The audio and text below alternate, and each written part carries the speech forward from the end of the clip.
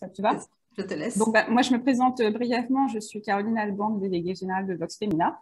Je suis ravie de démarrer cette rentrée, parce que pour nous, c'est une rentrée, avec un atelier sur la stratégie d'influence. C'est un sujet qui intéresse Vox Femina et en particulier nos membres. On travaille sur la promotion des expertes dans les médias, sur la visibilité des femmes en tant qu'expertes pour diversifier les rôles modèles et aussi, c'est aussi une façon de déconstruire les stéréotypes de genre dans les médias, mais aussi dans la vie de tous les jours, dans la vie pro.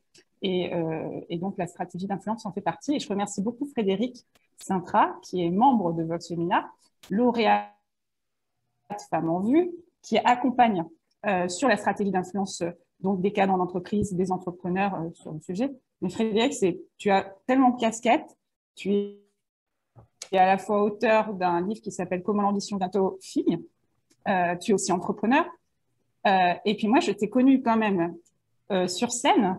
Je me rappelle, tu recevais 2 prix de l'Argus de l'assurance, un en tant que femme commerciale et un en tant que prix des internautes. Et je me dis que déjà, dès le départ, tu avais quelque chose avec tout ce qui était de l'ordre de l'influence. Donc, merci d'avoir accepté d'animer cet atelier et je te laisse prendre le lead. Merci à toi, Caroline. Écoutez, je suis ravie de partager avec vous l'expérience qui est la mienne sur ce sujet. Et de cette expérience, j'en ai fait une expertise, puisque c'est Caroline Lisserand qui disait quand on a plus de 50 ans, moi j'ai 55 ans, donc je ne suis pas une digital native, mais plutôt une minitel native. Et donc, c'est comment j'ai utilisé les codes, alors à la fois des réseaux sociaux, mais pas uniquement. Certaines d'entre vous parlaient justement des réseaux sociaux, ça fait partie des outils, mais quand on parle d'influence, ça va au-delà. Et Alice, dans sa présentation, parlait de l'influence pour connaître des gens. Quand on parle d'influence, on ne parle pas uniquement des réseaux sociaux. Alors, ce que je vous propose, c'est de commencer cet atelier par un petit quart d'heure avec quelques supports qui me permettront d'avoir un fil pour cette présentation. Et puis ensuite, de répondre à vos questions avec une discussion qui sera donc animée par Odile et Caroline. Alors, je vais me permettre de partager l'écran. Vous voyez tout, c'est bon ? Oui. Alors, déjà, justement, quand on a commencé à discuter avec Caroline, elle me disait, est-ce que tu peux intervenir, parce qu'on avait déjà fait un atelier sur les réseaux sociaux, sur les réseaux sociaux, l'influence. Et là, pour le coup, effectivement, quand on parlait d'influence, ça en faisait partie, mais quand on parle d'expertise et quand on a envie d'être connu, reconnu, il ne suffit pas d'utiliser les réseaux sociaux, parce que si on doit dire comment j'utilise les réseaux sociaux, comment je me sers de LinkedIn, etc., je ne suis pas la meilleure personne pour en parler. Par contre, je peux probablement vous donner quelques trucs et vous aider, et d'ailleurs j'en ai fait une partie de mon métier, en fonction de l'objectif que j'ai, qu'est-ce que je vais faire, comment je vais le faire et où je vais le faire. Alors, juste, Caroline a précisé ce que j'avais fait. Donc, moi, j'ai été pendant 27 ans salariée dans le secteur de l'assurance. Et le dernier poste, c'était directrice commerciale, marketing, innovation. Et déjà, à ce moment-là, j'avais compris que dans une entreprise, quand on n'a pas forcément de gros moyens de communication, utiliser les leviers de l'incarnation de la boîte. Alors quand je dis incarnation, c'est comment quand on se met en avant à titre personnel, on peut drainer son business. Et moi, ça faisait partie de mes objectifs, à la fois dans des prises de parole, dans des conférences, à la fois sur les réseaux. Et puis, parallèlement, j'étais très impliquée dans tous les réseaux qui œuvrent pour la mixité. Et là, j'avais aussi utilisé tous les réseaux que je pouvais connaître pour partager, pour communiquer. Je faisais partie de Financiel, d'Interégal, du réseau de l'EN Normandie, mon ancienne école. Bref, pas mal de réseaux. Et quand j'avais eu, effectivement, Caroline le rappelait, le prix des internautes, c'est parce que j'étais impliquée dans différents réseaux, formels et informels, et que ceux-ci avaient dû tous se mobiliser pour me permettre justement d'avoir ce prix. Donc, j'ai écrit 2 bouquins, un qui s'appelle « Comment l'ambition vient aux filles » et « Comment vient l'ambition » qui est la 2e édition un petit peu modifiée. Et puis, je vous mets quelques visuels justement sur des livres blancs auxquels j'ai participé. Et là, on en reparlera justement sur comment on se fait la courte échelle, notamment de quelqu'un qui s'appelle Alban Jarry, très présent sur les réseaux sociaux, qui m'a sollicité pour intervenir et qui donc, de fil en aiguille, m'a permis d'être un peu plus connue et donc, entre guillemets, un peu plus influente sur les réseaux. Donc ça, c'est aussi savoir identifier les personnes qui vont être influentes et qui vont vous légitimer et vous faire devenir encore plus influent. Et puis j'ai eu la bonne surprise l'année dernière de voir que je faisais partie des 40 femmes françaises inspirantes dans le palmarès de Forbes. Donc je me dis, bah, là, j'ai rien fait pour. Et justement, c'est peut-être des choses, il y a des choses que j'ai programmées, des choses que j'ai pas programmées. Et puis voilà ce qui s'est fait. Alors après, c'est quand on a tout ça, c'est qu'est-ce qu'on en fait? Et c'est le sujet qu'on va aborder parce que c'est pas toujours si simple. Quand on parle d'influence, déjà, ça veut dire quoi? C'est une puissance indéterminée qui exerce une action mystérieuse sur les êtres et les choses. Okay, un rapport one-to-one, ou dans une communauté, c'est la capacité qu'on peut avoir à faire changer les choses. En gros, c'est ça. Alors, influente, c'est quoi? C'est pourquoi? Qu'est-ce que ça signifie? Est-ce que l'influente, c'est celle qui parle aux décideurs et qui fait agir, enfin décideurs ou décideuses et qui fait agir? Et là, on n'a pas besoin d'être visible. On peut être influent parce qu'on connaît des influents ou parce qu'on est écouté par des gens influents. Est-ce que c'est la personne qui est plutôt leader, charismatique, qui va faire agir les gens différemment, qui sont sur des idées? Je pense à Corinne là, qui parlait, Corinne Hirsch, qui dit, voilà, moi je suis dans les influents, je suis sur une thématique bien spécifique. Et donc, par rapport à ce que je vais dire, ce que je vais faire, je vais contribuer à faire changer les choses. Est-ce que j'ai le pouvoir de faire penser différemment parce qu'on m'écoute, parce que je suis dans les médias, parce que il suffit que je dise quelque chose pour faire changer la donne? Alors, aujourd'hui, on voit bien qu'il y a différents débats, notamment sur la présidentielle, et il y a certaines personnes, je ne vais pas nommer, mais qui finalement arrivent, alors que leurs idées ne sont pas forcément celles qui vont converger vers le plus grand nombre, arrivent à modifier le débat par rapport à leur prise de parole. Donc là, on peut dire qu'il y a une influence aussi parce que tous les puissants vont orienter un débat par rapport à ce que certains auront pu dire, et qui sont particulièrement écoutés.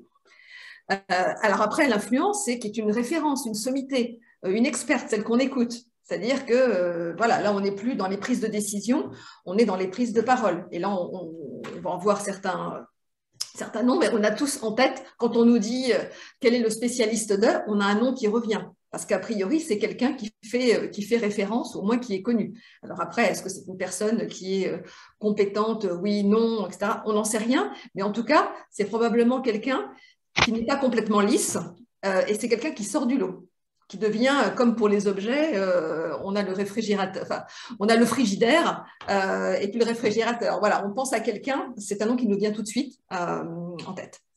Alors après, ça peut être aussi une influence par rapport au réseau. Et aujourd'hui, quand on parle des influenceurs, et d'ailleurs on l'a abordé quand on a préparé cet entretien, est-ce que être influent, c'est avoir je ne sais combien de milliers ou de millions de followers? Donc ça veut dire que pour le coup, là on se situe plutôt sur du digital, que ce soit sur YouTube, que ce soit sur Instagram, que ce soit sur TikTok.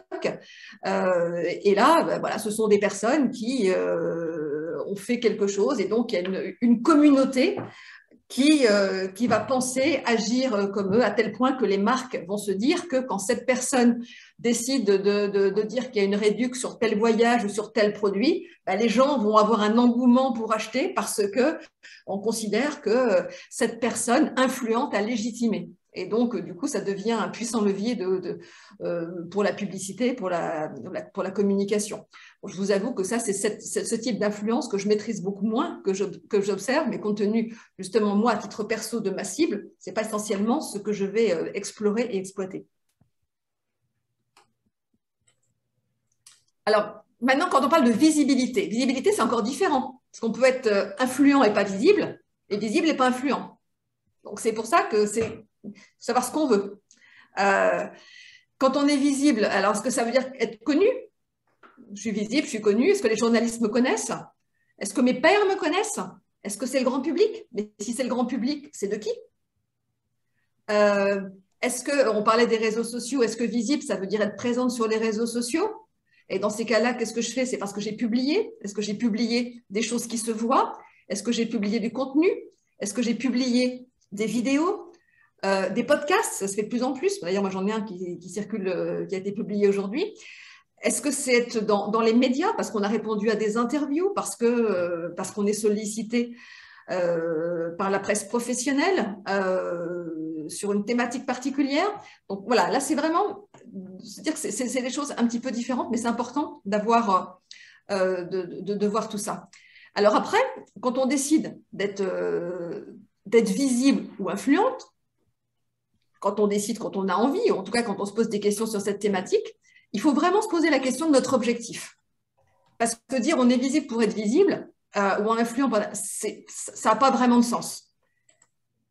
Donc, pourquoi est-ce qu'on décide soudain d'être visible? Est-ce qu'on a un engagement et du coup on peut faire, c'est pour avoir de l'impact, on veut contribuer à faire changer les choses? Est-ce que c'est par plaisir? Est-ce que c'est pour son ego? Ça peut être ça, hein, je veux être visible, etc. Et ça fait plaisir de. Est-ce que c'est par conviction? Est-ce que c'est pour faire avancer une expertise? Est-ce que c'est pour développer son activité individuelle? Et là, notamment, Caroline Lisfange qui disait, moi j'ai mes activités, qu'est-ce que je fais?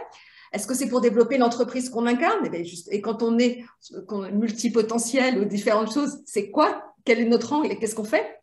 Est-ce que c'est pour vendre quelque chose? Et moi, j'ai commencé sans savoir que je voulais être, je pourrais dire influente, mais en tout cas un peu vue, parce que la première fois, c'est quand mon bouquin a été publié. Je ne suis pas Méline Nothomb, hein, donc à un moment donné, il fallait bien aussi que le faire connaître. Et c'est pas, j'avais pas d'attaché de presse dédié chez Erol, donc j'ai commencé à parler, à publier, etc.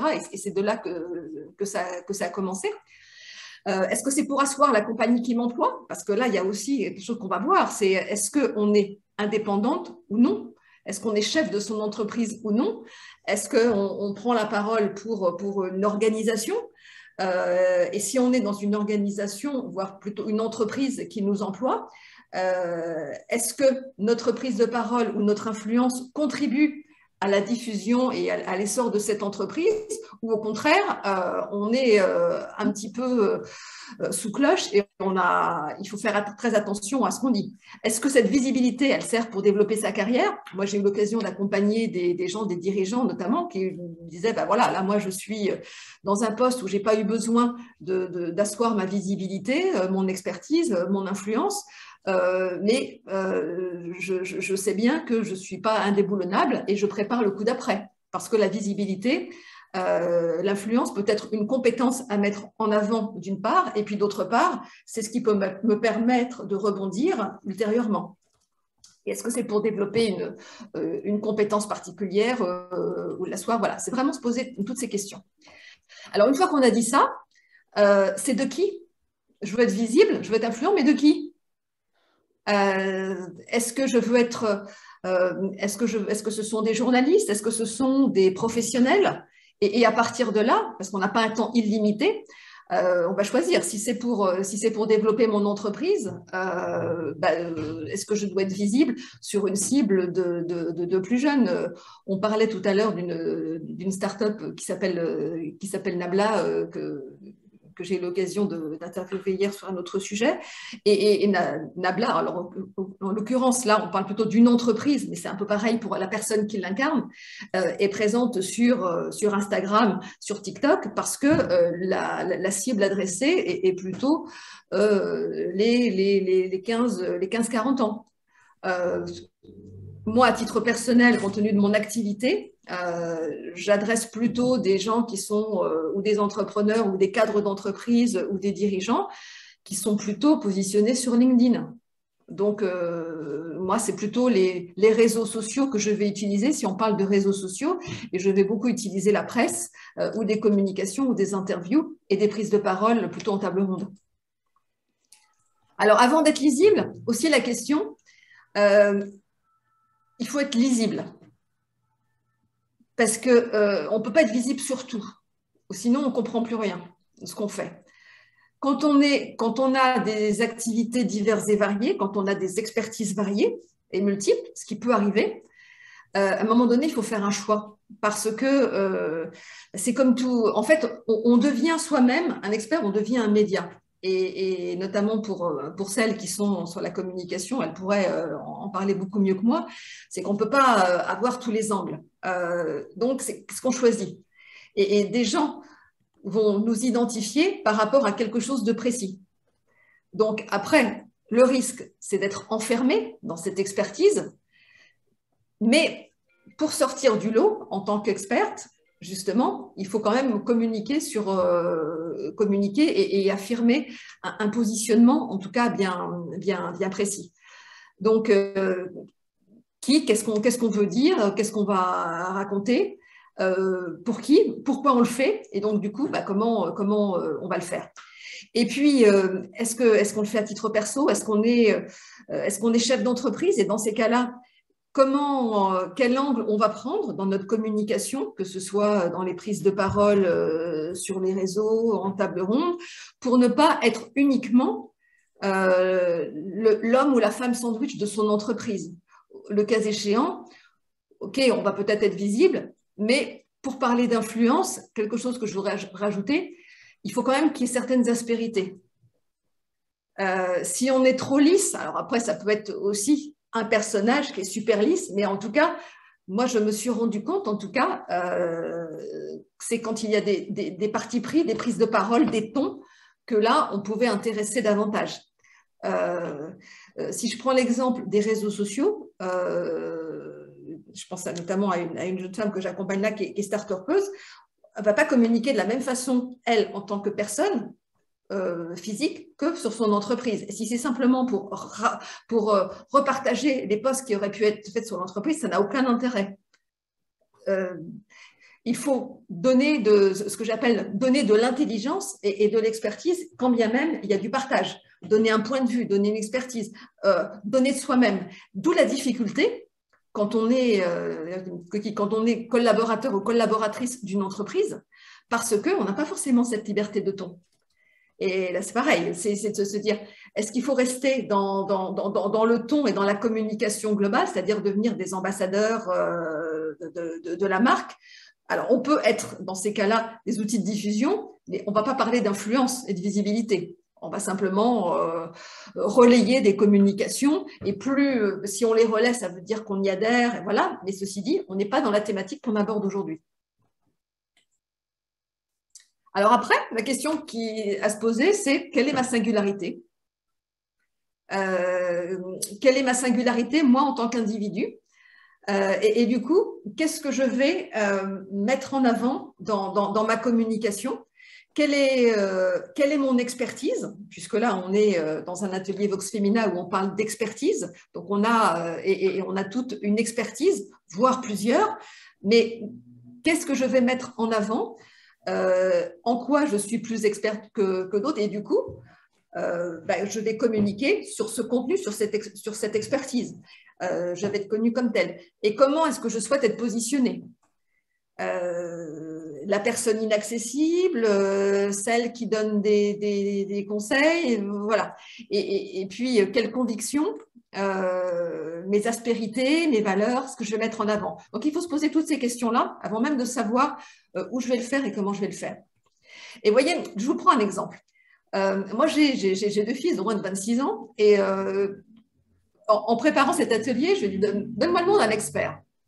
Et là, il me dit, alors un expert, donc c'est quelqu'un spécialisé dans un sujet. Et en fait, voilà, il m'a donné le nom de Major Mouvement. Je n'avais jamais entendu parler, donc je ne sais pas si c'est votre cas, de Major Mouvement. Donc je suis allée creuser. Mais il dit, ah oui, un expert, c'est quelqu'un qui a une expertise particulière. Alors oui, je suis allée creuser. C'est un expert en kinésithérapie. il est sur LinkedIn, sur YouTube, il délivre, c'est un kiné qui délivre, donc un kiné, donc a priori un expert, qui délivre des conseils brefs, qui adresse une cible jeune, donc qui a un ton, qui communique sur un tas de réseaux, qui a 500 000 abonnés à sa chaîne YouTube, 390 000 sur Insta, qui est présent sur LinkedIn. Et on voit justement que là, il cherche à aller probablement en entreprise. Donc, on essaie de voir pourquoi il le fait. Cible jeune, connectée, qui déroule tout ça dans des livres, conférences, interventions. Alors, il a un ton. C'est salut, machin, etc., etc. Donc, en fait, il se dit qu'en fait, il devient pédagogue autour de son expertise. C'est comment j'apprends aux jeunes, notamment, à bien se tenir. Donc, j'adopte le ton qu'ils aiment bien, les visuels qu'ils aiment bien. Et puis, là où il est très, très malin, ce Grégoire Gibault, c'est qu'il fait des podcasts et il invite des influenceurs et des gens et des influents. Et ça, c'est aussi la technique. C'est que pour viraliser aussi, pour être connu, et la technique, je suis connu des connus, donc du coup, je suis embarquée. Je suis connu des connus et donc connu des influents et on voit, je marque une influence par rapport à mon positionnement, ou alors je viralise en étant connu des influents. C'est pour ça que vous avez plein de livres blancs, des tas de podcasts où en fait, pour entraîner la diffusion, les gens vont chercher des gens qui vont eux-mêmes viraliser. Et en fait, c'est comme ça qu'on est plus connu. C'est une belle technique. Et lui, il a une singularité, un ton qui le rend visible, influent et qui lui est propre. Alors, une autre experte qu'un certain nombre d'entre nous présentes ici connaissons bien, Aurélie Jean. Moi, je l'ai vue quand elle a commencé à arriver en France sur son positionnement très spécifique. C'est une scientifique. Elle est experte en intelligence artificielle avec des tas de diplômes qui attestent de son expertise. Et puis, elle vulgarise justement les algorithmes, l'intelligence artificielle. Elle a un ton, quand on la voit, voilà, elle a un ton spécifique, elle a un style. Et au-delà des mots qu'elle emploie, au-delà de ce qu'elle raconte, elle a une personnalité, elle est marquée. Et en fait, on la voit de plus en plus intervenir, d'une part parce qu'elle a un vrai savoir, et je te donne mille que maintenant, si quelqu'un dit là, je veux une intervenante ou une experte qui va communiquer sur la thématique de l'intelligence artificielle des algorithmes, tout de suite, il y a le réflexe Aurélie Jean. Donc voilà, elle fait des chroniques, elle écrit des chroniques dans Le Point, elle-même, elle développe son business, puisque après, c'est pourquoi. Donc, autant le premier qu'Aurélie Jean a aussi une activité, c'est-à-dire c'est l'activité d'expertise qui fait qu'il y a un engagement fort et puis cette volonté de faire prendre conscience aux gens voilà, qu'il y a des dangers dans les bulles pour l'intelligence artificielle, sur les algorithmes, etc. Donc ça, et puis derrière, une activité aussi de conseil et en entreprise. Donc, cette influence, elle sert les deux. Plus modestement, moi, je vais vous partager une expérience, puisque grâce à Vox Femina, vous savez qu'on a la possibilité de communiquer et de poster des tribunes dans le Huffington Post. En tout cas, c'est facilité. Donc, je me suis livrée à l'exercice avec le concours de Caroline pour publier une tribune. Et donc, moi, mon expertise est plutôt positionnée sur l'ambition, la mixité, et puis le côté quinca. Voilà, moi, c'est mes leviers de communication aujourd'hui. Et donc, du coup, je me suis livrée à un exercice où j'ai écrit un article. Donc, je me suis donné un petit peu de peine pour écrire cet article de 5 à 6 000 caractères, en me disant, je vais prendre cet angle. Et pourquoi je le fais? D'une part, parce que j'avais envie, parce que j'en avais marre du sujet des cacas qui m'est cher, ou en disant, il n'y a plus de visibilité, on est au rebut, etc. Donc, j'avais envie d'être sur cet angle, mais plutôt dynamisant, qui est mon ton. Donc, voilà, moi, je suis plutôt dans, allez, il faut y aller. Donc, plutôt ce ton-là. Il n'y a pas de raison. Et puis, de faire prendre conscience que c'est le moment d'y aller. Ensuite, donc, première chose. Deuxième chose, je voulais tester cette idée aussi pour voir s'il y avait une appétence sur le sujet, parce que j'ai un autre projet dans l'édition sur une thématique un peu semblable. Donc, je voulais aussi tester pour voir ce que ça allait donner, et puis pour réaffirmer aussi cette expertise sur ce plan-là. Qu'est-ce qui s'est passé? J'ai eu 2 sollicitations suite à cette publication sur des podcasts. Donc, d'ailleurs, il y en a un qui a été publié aujourd'hui, que j'ai publié sur mon réseau avec un gros titre, « Comment être visible à plus de 50 ans ». Voilà l'accroche de ce podcast. Il y a eu 17 000 vues de mon post, plus de 300 et quelques commentaires. Donc, et là, ça a probablement ouvert des portes. Donc, comme quoi, un article sur un ton bien spécifique peut drainer des commentaires et derrière entraîner une autre visibilité et influence, puisque au-delà du réseau social, d'abord, c'est sur le magazine, c'est sur le web, je ne sais pas comment on appelle ça, le webzine de Huffington Post. Ensuite, ça vient sur LinkedIn. Ensuite, c'est diffusé sur les réseaux. Ensuite, ça entraîne des podcasts. Et peut-être que ça peut entraîner des prises de parole dans des tables rondes ou je ne sais quoi. Vous voyez, c'est un cercle vertueux. Alors, les canaux, justement, pour être visibles et influents en fonction de ce qu'on a vu, c'est quoi? La participation à des tables rondes. Ça, c'est génial. Déjà, si vous êtes en table ronde, si vous avez été invité à une table ronde, c'est qu'a priori, vous avez été considéré comme légitime pour participer à un sujet. Donc déjà, ça assoit votre expertise. Après, c'est comment vous l'utilisez, vous, dans votre communication, pour le faire savoir. C'est avant, je le dis, pendant, je dis ce que j'ai dit, et après, j'ai dit que j'y suis allée, ce que j'ai dit. Donc ça, vous pouvez utiliser aussi dans vos leviers de communication cette table ronde qui va au-delà simplement du cocorico, regardez comme je suis célèbre, machin, et voilà. Donc, quand vous êtes sur du contenu. Vous avez des tribunes écrites aussi que vous pouvez utiliser, que vous pouvez diffuser par des médias, alors via Voxemina ou autre, mais en tout cas des tribunes écrites, ça assoit toujours l'expertise, parce que si vous avez écrit, si vous avez été publié, c'est qu'on considère que vous êtes expert. Donc, a priori, influent, et qu'ensuite, votre nom va être connu, et si quelqu'un a un article ou un sujet un peu similaire, il va penser à vous, ou alors si on tape votre nom sur Google, il va ressortir sur tel ou tel sujet. Ce qui se fait beaucoup aujourd'hui, c'est de la production vidéo, où vous racontez votre expertise, vous publiez, et là, vous témoignez. Des podcasts, des livres blancs, des infographies. Alors après, sur les infographies, on ne sait plus trop si c'est votre entreprise ou si c'est vous, mais c'est comment vous utilisez les choses. Et puis, bien sûr, c'est de répondre à des interviews pour les journaux, pour les podcasts, et c'est de devenir la bonne cliente, parce que ça vous permet aussi, si vous répondez assez vite aux journalistes ou à tout ce qu'on peut avoir, les podcasts et livres blancs, là, ensuite, il y a de grandes chances qu'on vous réinvite ou qu'on vous réinterviewe, parce qu'on sait que vous n'allez pas casser les pieds en demandant la permission à Pierre-Paul Jacques, et que voilà, vous allez rendre service aux gens. Et puis, évidemment, c'est capter l'effet amplificateur en taguant, en commentant, en interpellant, parce que dès lors que vous utilisez sur les réseaux sociaux, vous pouvez perdre un temps fou si vous publiez, puis personne ne le lit. Donc, c'est comment faire en sorte que ce soit lu. Donc là, c'est probablement avoir généré, si c'est sur les réseaux sociaux, un engagement. L'engagement, c'est le like ou le commentaire. Alors, si on parle de LinkedIn, il y a des algorithmes qui ont changé. Moi-même, j'ai reçu une formation sur le sujet. Je crois que si vous n'avez... Au démarrage, LinkedIn va vous publier sur à peu près 10-20% de la population qui est censée faire partie de vos contacts. S'il y a un engagement dans l'heure ou dans les 2 heures, un engagement, c'est-à-dire un like ou un commentaire, on va considérer que ce que vous avez écrit est intéressant, et donc du coup, ça va avoir un effet amplificateur pour étendre l'audience de votre publication.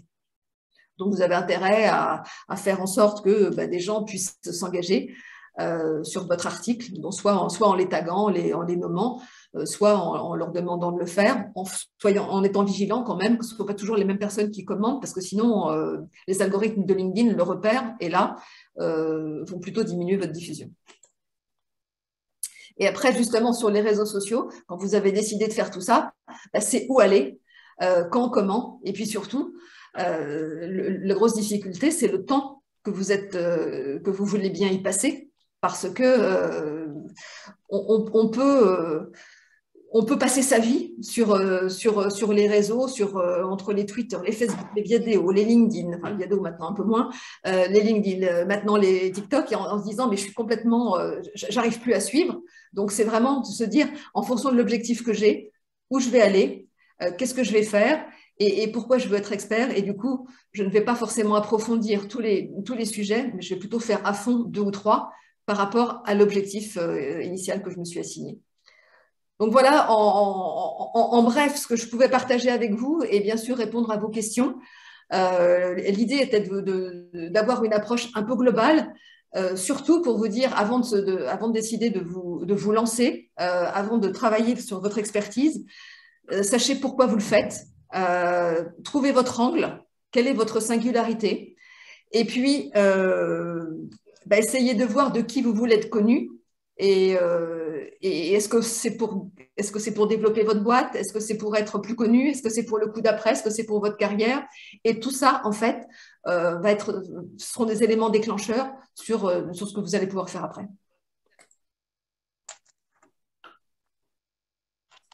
Voilà, donc c'est volontairement succinct pour aborder tout ça, mais on voit que déjà, rien qu'avec les mots visibilité et influence et expert, finalement, il y a des tas de questions à se poser avant d'y aller tête baissée. Merci Frédéric. Merci beaucoup Frédéric. Des questions? Est-ce qu'il y aurait des questions? Alors moi, pas de questions pour l'instant, mais déjà un grand merci parce que je trouve que la présentation était extrêmement claire. Je suis sur un webinaire influenceur. Allô? Je ne sais pas si vous m'entendez. Oui. Oui, on t'entend. Et donc, je voulais vous dire que je trouvais que c'était extrêmement clair, extrêmement efficace, hein, et que ça permet de remettre les idées en place, même quand on fait de la communication. On part parfois un peu dans les détails et on oublie l'essentiel. Donc voilà, je voulais vous féliciter sur la qualité de cette présentation qui donne envie d'aller plus loin.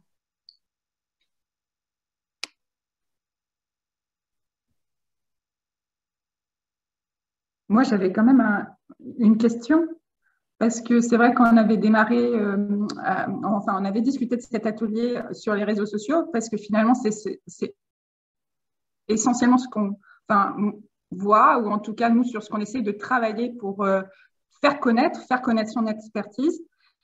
Et je sais que avec ce propos, finalement, qui est beaucoup plus élargi aux réseaux sociaux, on se rend compte qu'il y a quand même un travail en amont énorme à faire.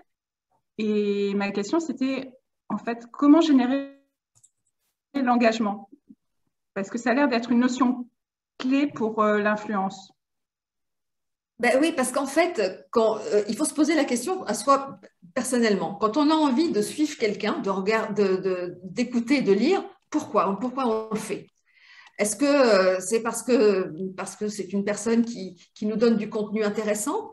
Est-ce que c'est parce que ça nous fait rire? Est-ce que ça nous distrait? Est-ce que ça nous fait progresser? Et donc, à partir de là, c'est de soi-même se dire, si on veut générer de l'engagement, en quoi notre public ou des personnes qui vont lire, qui vont nous écouter, est-ce qu'elles vont progresser? Est-ce qu'elles vont être distraites? Donc, c'est se poser cette question-là. Générer de l'engagement, c'est faire en sorte de répondre à l'une de ces questions pour un public. Vous savez, moi, je suis une marketeuse avant tout, marketeuse développeur, et là, finalement, on devient le produit. Pourquoi les gens ont un intérêt à écouter, à lire ce qu'on fait? Donc, si on dit juste, si on n'apprend rien aux gens, si on ne les distrait pas, parce que je parle de distraction parce qu'il y a beaucoup justement qui utilisent le ton, un ton un peu différent, où vont capter un auditoire très spécifique.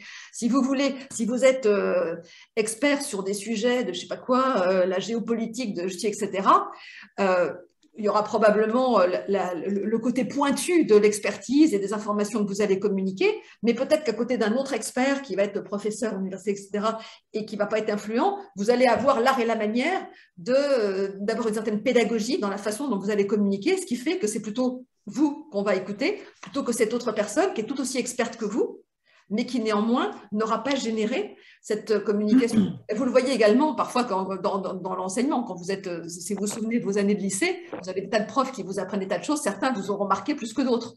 Pourquoi? C'est parce que probablement que derrière le contenu, il y aura eu une personnalité, quelque chose qui va ressortir, qui vous donne envie d'aller plus loin et d'écouter, ou faire en sorte que cette personne, quand elle raconte ça, vous allez peut-être entendre, écouter, mémoriser, parce qu'elle aura eu autre chose que juste du contenu. Et puis après, sur les réseaux sociaux, il y a effectivement les quelques techniques d'engagement que je rappelais, c'est-à-dire faire en sorte qu'on ait pu taguer quelques personnes clés. Par exemple, si vous décidez d'écrire un article, que vous avez cité quelques personnes dessus, n'oubliez pas de les taguer quand vous allez publier sur le réseau social, parce qu'à minima, la personne va liker, hein, on a tous un ego, machin, donc dès qu'on est cité, on va aller voir d'une part.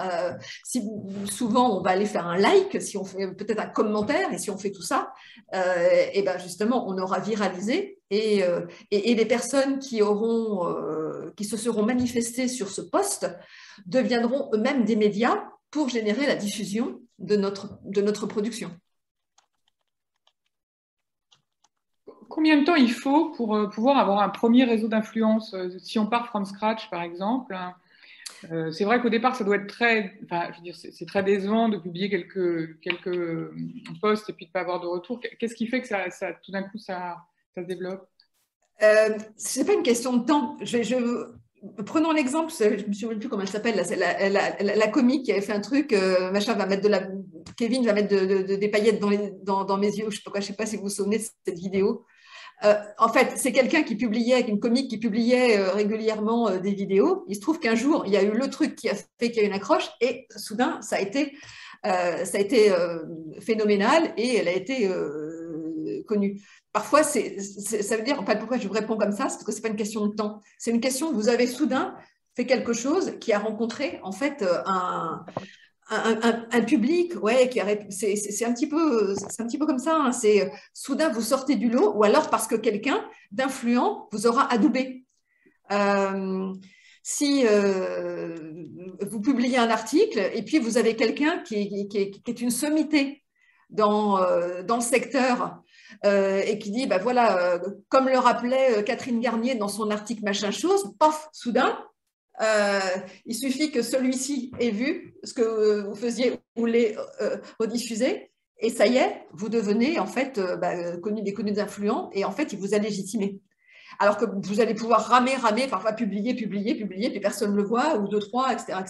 Donc vous allez vous faire plaisir, vous êtes content quand vous avez 3, 4 likes, mais il ne se passe rien. D'accord. Donc c'est pour ça que moi je vous encourage, en tout cas, si vous avez une expertise, à publier des tribunes aussi. Et puis après, tout ça se fait, après c'est le sur-mesure. Moi, je le vois notamment quand j'accompagne des gens qui sont dans des cabinets de conseil. L'un va me dire, moi, je veux être le numéro 1 dans la cybersécurité. L'autre dit, moi, pour passer de directeur à associé, il faut que je sois connu de réseaux de décideurs. Donc, ce n'est pas la même chose, ce n'est pas les mêmes leviers qu'on va utiliser, pas le même temps non plus.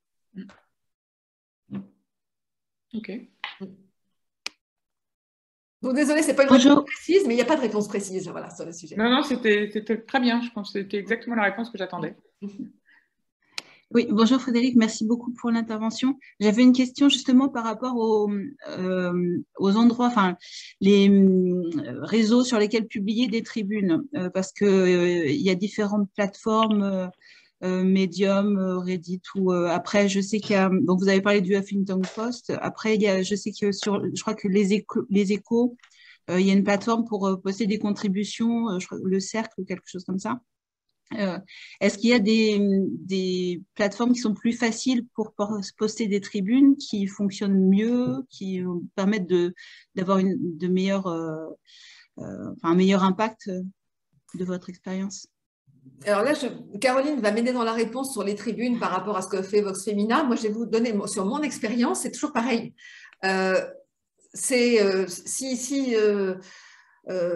Si j'adresse une population, je ne sais pas, n'importe quoi sur la mixité, la parité, là, et que je vais sur une tribune qui est spécialisée dans l'économie, alors ça peut faire sens, mais ce n'est pas peut-être là que j'aurai le plus d'impact. En fait, c'est où je vais publier pour avoir le plus d'impact par rapport à mon expertise. Déjà, c'est la première chose pour savoir si ça marche ou pas. Parce que si on est lu par des gens bon, ce n'est pas le cœur de cible, ça n'a pas forcément d'intérêt. Donc, c'est toujours ça, c'est qu'est-ce que je veux faire, qui je veux toucher, et donc où je vais. Après, je regarde quelles sont les tribunes. Moi, je ne l'ai pas fait comme ça. Moi, je l'ai fait de façon très empirique à titre personnel sur mes tribunes.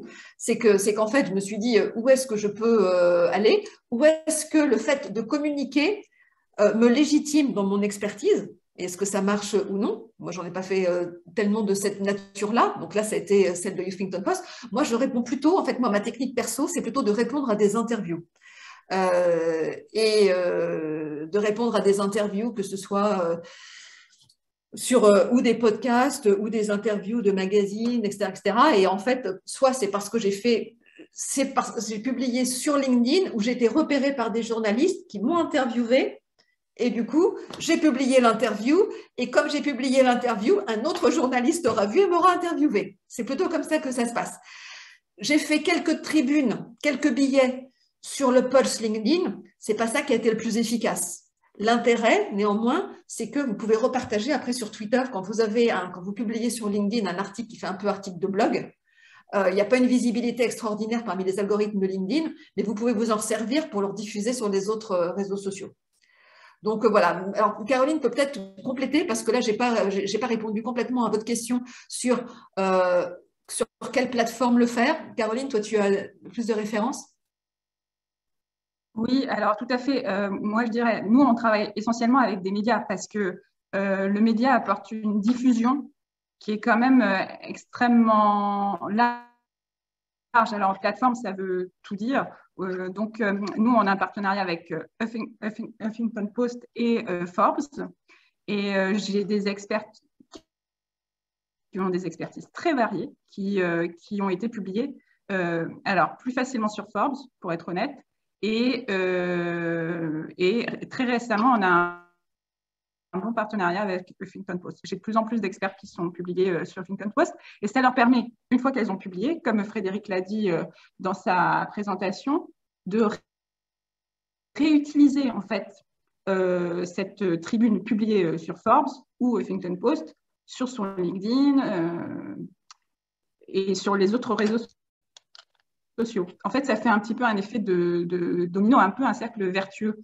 Et ce que je voulais aussi dire, c'est par rapport à la question qu'a soulevée Catherine, c'est qu'en fait, une tribune écrite, par exemple, c'est un travail de fond sur sa visibilité. Il n'y a pas forcément un retour tout de suite, mais ça assoit surtout la légitimité de l'expert. J'ai une membre qui me dit elle publiait énormément, elle a fait quelques radios, mais elle est passée un jour sur Cache Investigation avec Élise Lucet. Et là, elle m'a dit tu ne peux pas savoir, le lendemain, j'ai été appelée comme jamais. Alors qu'elle publiait aussi sur Forbes avec nous, tout ça. Et elle avait une bonne communication. Donc, il y a un travail de fond à faire. Et puis, de temps en temps, comme ça, par hasard, enfin, pas vraiment par hasard, parce que le travail de fond, forcément, amène à te faire connaître et à faire ressortir ton nom parmi l'expertise cherchée ou recherchée, et tu fais un coup média. Et là, tout à coup, tu te retrouves, voilà, c'est déclencheur d'une série de retours aussi bien business que médias. Donc voilà, pour moi, c'est comme ça, c'est empirique, mais de ce que je vois de l'expérience de certaines, c'est qu'il y a deux temps. Il y a le temps de travail de fond, et puis il y a le temps du coup média qui ne se maîtrise pas, qui est imprévu, mais ce travail de fond est nécessaire en amont, je pense, quand même. Très intéressant. Alors, je ne sais pas si ça a pu... Oui, et moi, je rajouterais aussi, tu parles de production sur le travail en amont, tout dépend des âges et des cibles. Je reprends justement l'exemple de mes fils, dont l'un travaille également sur l'influence. Je pense que les chiens ne font pas des chats, mais qui est, lui, sur la production vidéo. C'est la vidéo, ce n'est pas l'écrit. Donc, et c'est aussi une façon de témoigner d'une expertise. Donc, en fonction de la cible qu'on adresse, soit c'est l'outil vidéo, soit l'outil écrit, soit les deux. Mais en tout cas, c'est aussi un choix. Il faut travailler en amont, mais c'est comment je vais le faire en fonction de la cible que j'adresse. Ok.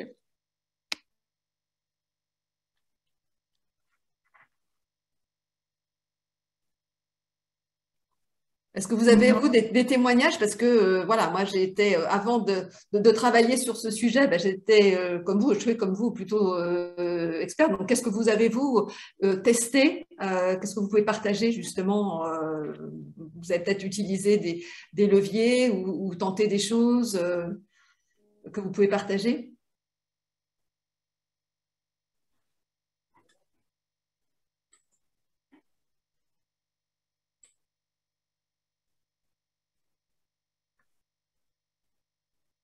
Dans les...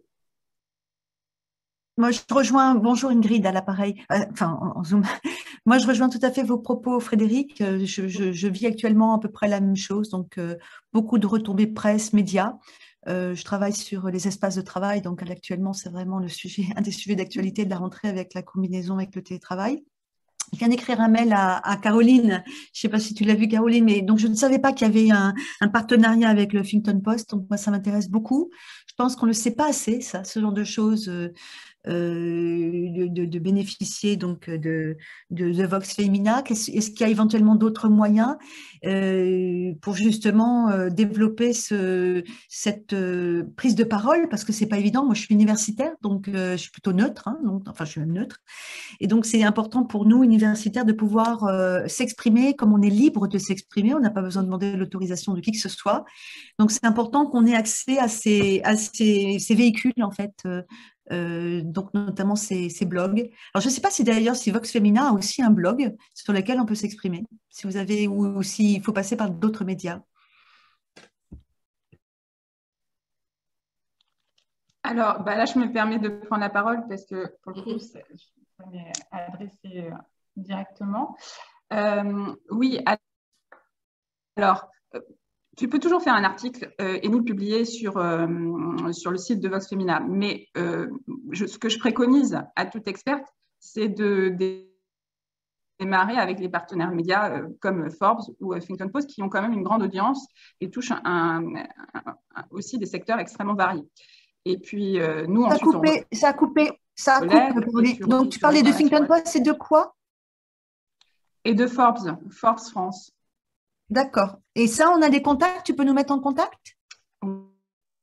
Oui, tu proposes un sujet, tu peux même proposer un projet d'article. Et moi, j'ai même des experts qui me produisent l'article.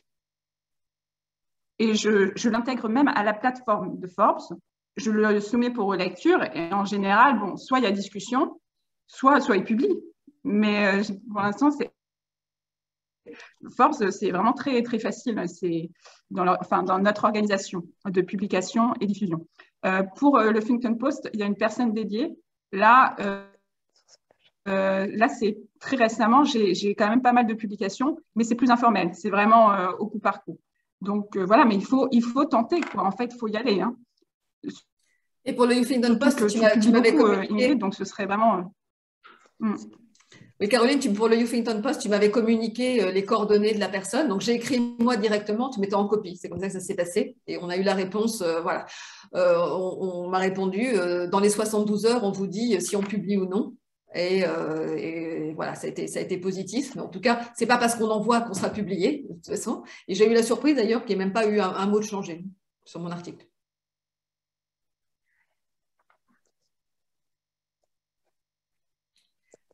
Je vois qu'il y a Solène qui est présente et qui peut témoigner aussi, parce qu'à la fois, elle incarne une entreprise et elle communique aussi à titre perso, notamment sur la tech.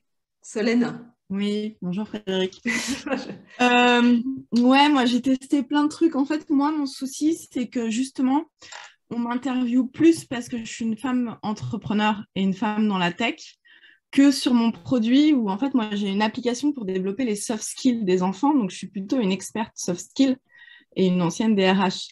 Et oui, j'ai été interviewée par Les Échos, Le Figaro, enfin voilà, mais à chaque fois c'est plus en tant que femme entrepreneur dans la tech. Donc c'est un peu bon après c'est bien parce qu'on parle de moi, mais moi j'aimerais plus qu'on m'interviewe sur les soft skills et pourquoi les développer dès le plus jeune âge que sur le fait que je suis une femme dans la tech. Peut-être, Solène, je me permets, parce qu'on se connaît bien, Parce que dans les prises de parole, justement, si tu apportes du fond, parce qu'effectivement, tu es présente dans les médias, et c'est bien de l'incarner, et on parle de ta société, mais peut-être que tu as un angle, toi, de communication sur c'est quoi les soft skills, etc., et de produire du contenu là-dessus pour qu'on t'interroge sur ton contenu. Parce que sinon, tout le monde te voit en étant la bonne cliente de la personne qui était en entreprise, qui a tout plaqué, qui a fait de la tech, qui a codé, etc., etc. Donc, tu es le profil type de celle qu'on va interviewer et qui passe super bien. Mais si justement, tu n'as pas assez ce côté contenu, alors que tu l'as, bah, c'est à toi peut-être de communiquer sur ça en développant, en te disant que toi-même, tu es l'experte du sujet et que tu l'expliques et que tu produises là-dessus. Ouais, c'est ce que j'essaie de faire. Alors après, j'ai des publications sur les soft skills, mais en fait, c'est très, très ciblé et c'est sur des médias, mais vraiment qui ne parlent que de ce sujet-là, quoi. C'est pas encore le grand public. Et après, j'ai écrit des tribunes, mais j'arrive pas à me faire publier pour l'instant. Donc, en fait, j'ai des articles de fond. Bon. Après, la prochaine étape, c'est que je suis en train d'écrire mon bouquin. Je vais voir si ça, si ça débloque tout. Mais voilà. Et sinon, quand tu posais la question sur ce qui fonctionne, moi, j'ai quand même pas... Enfin, moi, ce qui fonctionne le mieux pour me faire interviewer, c'est vraiment LinkedIn et ce que je vais poster sur LinkedIn. Et j'essaye de faire régulièrement des articles. Après, par exemple, pour être dans les top voice LinkedIn, il faut, j'avais une formation en interne, je pense que tu as l'info, mais en fait, il faut poster, faire des simples posts au moins 3 fois par semaine, et ensuite, il faut faire un article au moins 1 fois par mois. Et en fait, quand ils sortent les top voice, ils ont aussi un algo qui leur dit qui va publier le plus régulièrement possible. Donc, en fait, il faut vraiment, quand même, avoir une vraie stratégie éditoriale et vraiment être sûr de publier pendant 1 an à ce rythme-là, quoi. Oui, effectivement, merci de le rajouter, parce que là, on n'a pas parlé de la fréquence de publication. Certains le font de façon empirique, moi, c'est plutôt mon cas. D'autres vont programmer à telle heure, tel jour, avec une fréquence, donnant rendez-vous. Et puis après, il y a l'autre question qu'il faut vous poser, hein, si c'est votre entreprise, est-ce que la visibilité vous paye vos factures ou non, ou contribue, hein? Donc, on va être un peu cash. Moi, ça a été le travers à un moment donné, surtout au démarrage, puisque mon activité était pas forcément tant concordante avec cette visibilité que j'avais, qui était plus sur la mixité, etc., etc. Donc, j'étais connue, etc. Mais c'est pas pour ça. On va dire, ah, c'est chouette, machin, génial, je te suis, etc. Mais néanmoins, c'est pas pour ça que ça me faisait bosser sur cet univers-là. Donc, après, j'en ai développé une expertise pour se dire, je veux que ça se réunisse, parce qu'autant que ça serve. Et maintenant, ça fait partie justement de mon activité où j'accompagne des gens pour le faire. Mais au départ, ce n'était pas forcément lié. Donc, mon ego était satisfait. Oh, bonjour, merci, bravo, tatata. Mais ce n'est pas ça qui développait mon entreprise. Donc, il faut aussi être très vigilant par rapport au temps qu'on a. Est-ce que ça draine notre entreprise? Et c'est pour ça que c'est important de se dire, si on est dans une entreprise qui nous salarie, ça fait partie du job de mettre en avant cette expertise qui va drainer l'entreprise et on est en cohérence. Est-ce que c'est nous-mêmes, c'est notre entreprise ou c'est notre organisation et on a cette liberté et ça fait partie du job et que ça draine ou non de l'activité, le fait de porter de l'influence, on est un outil qui est un outil d'incarnation de l'entreprise et voilà. Ou est-ce que c'est derrière pour pour faire avoir du client? C'est-à-dire qu'on a posé des questions, on est expert, on a montré, on fait poser des questions. En ce moment, la grande tendance, d'ailleurs, moi j'en ai un peu ras-le-bol, c'est les sondages là, sur LinkedIn. Voilà, donc pour que les experts se disent vous faites ci, vous faites ça, ça draine de l'audience, ça fait du clic et je sais pas quoi. Et puis derrière, les gens disent oui, oui. Et du coup, vous les rappelez pour dire tiens, moi je peux t'aider pour t'apprendre à. Enfin, voilà, tout dépend. C'est qu'est-ce qu'on en fait de tout ça? Frédéric, une dernière question, parce que là, je vois qu'il est 14h02. J'ai appris dernièrement que LinkedIn a changé son algorithme. Les posts sont favorisés au détriment des articles. Avez-vous aussi ce même retour? Oui, tout à fait. Moi, ce que j'ai comme retour, c'est que les articles ne sont pas très favorisés. qu'en revanche, c'est ce que je disais, ils peuvent être publiés par ailleurs.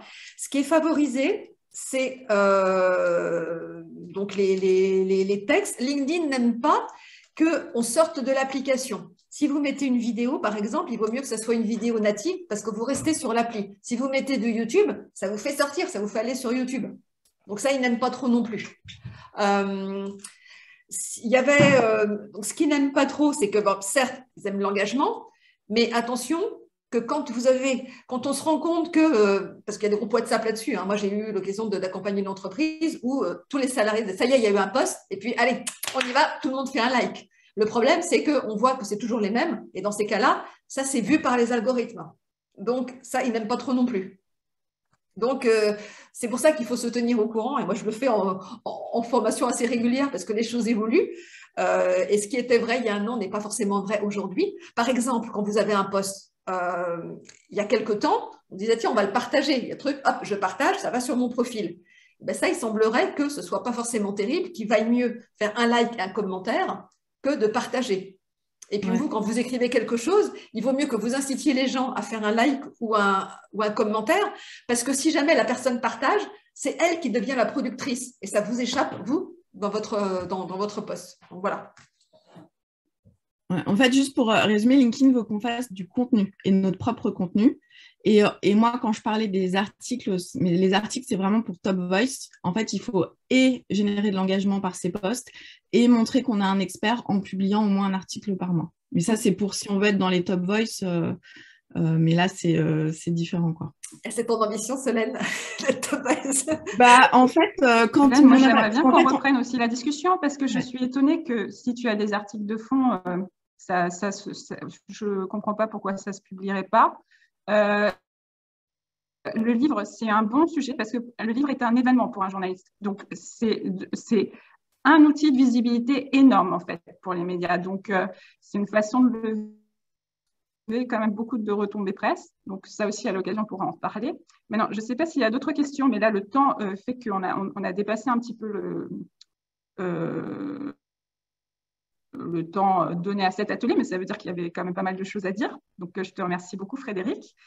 Nous, on a un autre rendez-vous sur un autre thème qui est devenir administratrice. Je crois que l'une d'entre vous en a parlé en démarrage de présentation, le 22 novembre. C'est un thème qu'on suit aussi, qui a aussi beaucoup d'intérêt pour nos membres et nos sympathisants. Donc, moi, je vous invite à le suivre. Et puis, si cet atelier vous a plu, n'hésitez pas on postera le replay, à le relayer.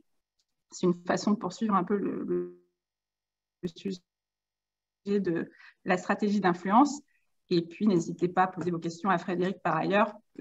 Frédéric, je ferai suivre tes coordonnées pour celles qui ne l'auraient pas déjà.